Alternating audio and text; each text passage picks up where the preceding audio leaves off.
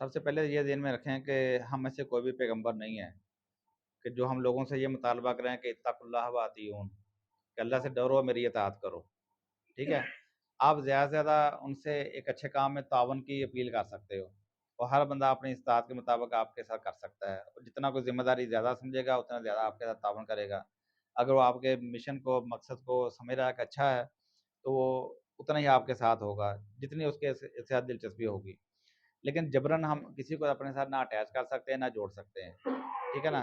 بلکہ یہ کہہ لیں کہ جو لوگ بھی اچھے کام کے ساتھ ملتے ہیں ان کی خوش قسمتی ہے، ان کو اللہ نے موقع اور ماحول دیا ہے، اور ورنہ اچھے ماحول کو چھوڑ کر کسی اور ماحول کے ساتھ جڑیں گے، عین ممکن ہے کسی برائی کے اندر مبتلا ہو جائے، کیونکہ اللہ تعالیٰ نے سب سے احسن قول جس کو قرار دیا نا، ومن احسن قولا ممن دعا الی اللہ، سب سے بہترین بات، سب سے بہترین عمل، سب سے بہترین مشن جس کو اللہ نے قرار دیا ہے نا، وہ لوگوں کو اللہ کی طرف دعوت دینا ہے۔ کیونکہ یہ بظاہر ہم لوگوں کو اللہ کی کی طرف دعوت دے رہے ہیں، دراصل ہم اپنی اصلاح بھی اسی میں ہماری پوشیدہ ہوتی ہے، دوسرے کی اصلاح کے اندر ہماری اصلاح پوشیدہ ہوتی ہے۔ دوسرے ہمیں کوئی منہ در منہ، کوئی اکیلے میں، کوئی تنہائی میں ہماری غلطیوں سے آگاہ کر دیتا ہے۔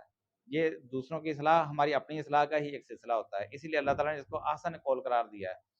اور آپ یہ دیکھیں کہ پیغمبروں کے بعد اصلاح کے جو کام کرنے والے ہیں ان کا سب سے بڑا مقام اللہ تعالیٰ نے ان اہل علم کا، ان دعوت کا کام کرنے والوں کا بیان کیا ہے ہر جگہ پہ اللہ تعالیٰ نے، ٹھیک ہے نا۔ ان کے درجات کی بلندی کا اللہ تعالیٰ نے ذکر کیا ہے۔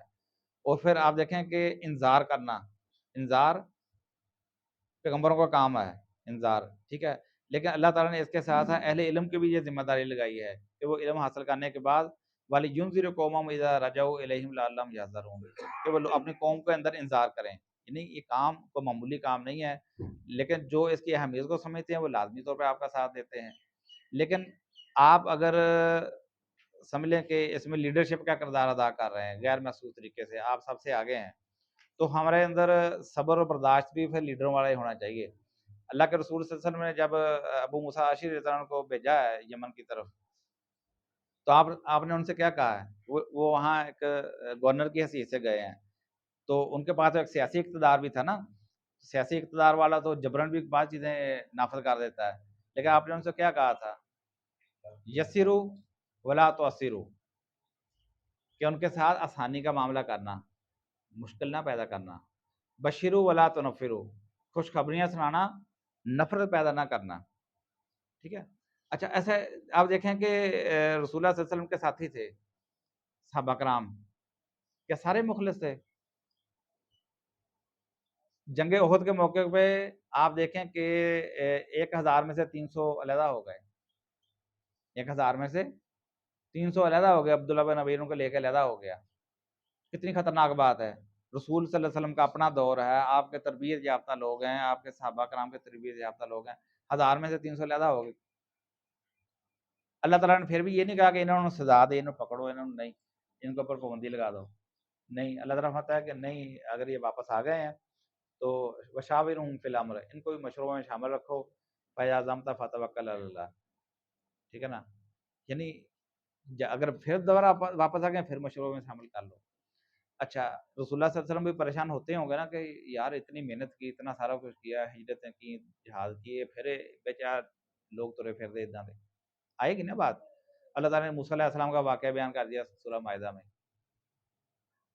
کہ جن کو فرعون سے نجات دی، خشک رستے، من و سلوہ، ہر نعمت، بادل سایہ کر رہے ہیں، 12 چشمے جن کے لیے نکلوا دیے، اتنی نعمتیں ان کے اوپر، ان سے کہا چلو نکلو اللہ کی راہ میں، صرف نکل پڑو، اللہ کا غلبہ دے دے گا، بس تمہارا نکلنا ہی کافی ہے۔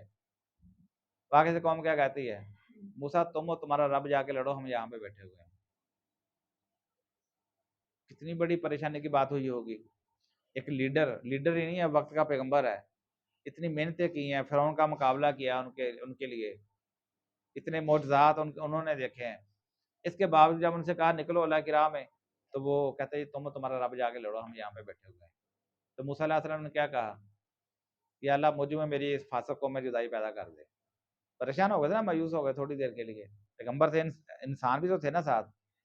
اللہ تعالیٰ نے بتایا کہ نہیں،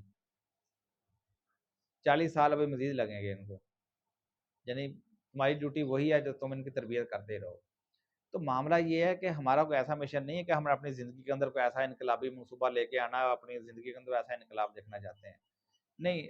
اللہ تعالیٰ نے جتنی ہمیں طاقت، علم، بصیرت سب کچھ دیا ہے، اس کو استعمال کرتے ہوئے اپنے حصے کا ایک کام کر کے چلے جانا یہاں سے۔ انقلاب آتا آئے، نہیں آتا نہ آئے، کتنے پیغمبر آئے، کسی کا کوئی ساتھی بھی نہیں بنا، کسی کا ایک ساتھی بنا، کسی کا دو ساتھی بنا، کسی نے ادھر دعویٰ پیغمبری کیا اس کے ساتھ اس کو قتل کر دیا گیا، اس کے ساتھیوں کو شہید کر دیا۔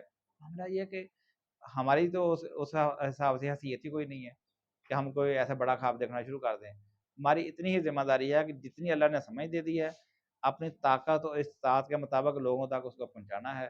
اگر کوئی ساتھ دیتا ہے تو ویل اینڈ گڈ، تو اچھی بات ہے، ہم اس کی حوصلہ افزائی بھی کریں گے، اس کی تربیت بھی کریں گے، اس کو ساتھ لے کے بھی چلیں گے۔ اگر کوئی تھوڑے عرصے کے لیے چھوڑ کے علیحدہ ہو جاتا ہے، پھر اللہ تعالیٰ اس کو سمجھ دے دیتا ہے کہ نہیں یار غلطی ہو گئی، اس کو پھر سینے سے لگا لو۔ یہی کام ہے ہمارا، اس کے علاوہ اور کچھ بھی نہیں ہے۔ نکلنے جو علیحدہ ہوتا ہے اس کے اوپر بھی ہم کوئی نکتہ چینی نہیں کر سکتے، یا اس کے خلاف پروپیگنڈا کریں، یا یار وہ ہے ہی اتنا، ہماری یہ ذمہ داری نہیں کہ ہم یہ کام کریں۔